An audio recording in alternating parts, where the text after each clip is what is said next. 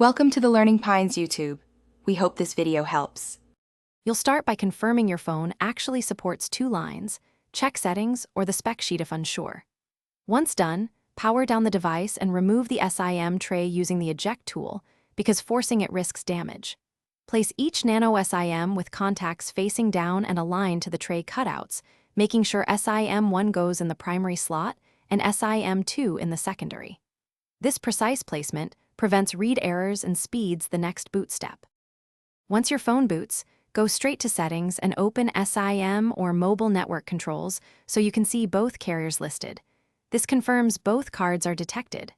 Next, assign which SIM you want for mobile data, voice calls, and texts.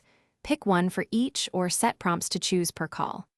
Make sure to enable VoLTE LTE or Wi-Fi calling on each active line if available, because that improves call reliability and lets your secondary line stay reachable when needed. You finish by testing both lines. Place a call, send an SMS, and browse with mobile data to confirm everything works.